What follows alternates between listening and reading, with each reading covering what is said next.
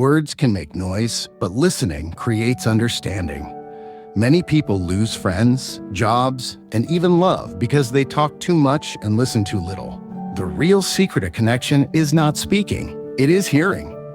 Stay until the end because this story shows how listening changed everything for one man. David was 28, a marketing executive in Boston. Every morning he grabbed a large black coffee and rehearsed what he would say in meetings. He loved the sound of his own voice. In the office, people joked, "If David is in the room, you do not need a microphone." One afternoon, his team gathered to prepare a big pitch. David spoke faster than anyone else, cutting off his colleagues mid-sentence. He spread his slides across the table and declared, "This is the only way we can win."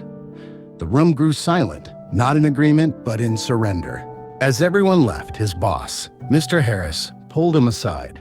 With a sharp, calm tone, he said, "David, you are smart, but you never listen.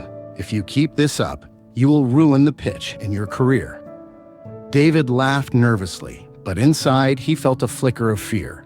That night over dinner, he complained to his girlfriend, Emily, "I am just passionate. Why do people take it the wrong way?" Emily set down her fork and looked at him. "Because you never hear anyone, not even me. Sometimes I feel invisible when I talk to you." Her words cut deeper than his boss's warning. Later that night, he lay awake staring at the ceiling. He remembered what his grandfather always told him. "You have 2 ears and 1 mouth. Use them in that ratio." The next morning, David promised himself he would listen more. But old habits die hard. In the meeting, he held back for a minute. Then he blurted out over a junior associate, "Wait, that will not work. Let me explain why." The room froze. David saw the disappointment on their faces, and shame rushed over him. He leaned back and forced himself to stay quiet. Finally, he said, "I am sorry. Please go on." The associate revealed new data about customer behavior that none of them had considered.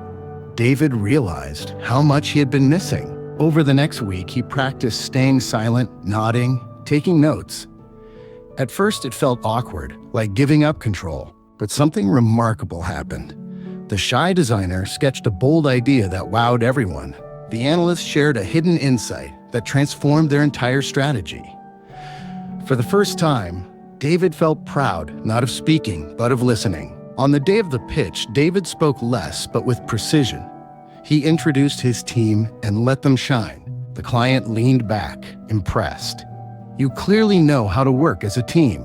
They signed the deal on the spot. That evening, David told Emily what had happened. He said, "I talked less, and we achieved more." She hugged him and whispered, "Now you finally hear me too."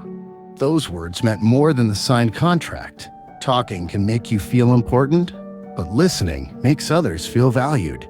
When you listen twice as much as you speak, you gain wisdom, trust, and deeper relationships. So the next time you feel the urge to dominate a conversation, pause. Ask a question. Let someone else speak. You may be surprised at what you learn. If this story inspired you, subscribe to this channel for more timeless life lessons every week. And share this story with someone who needs a reminder that listening is more powerful than talking.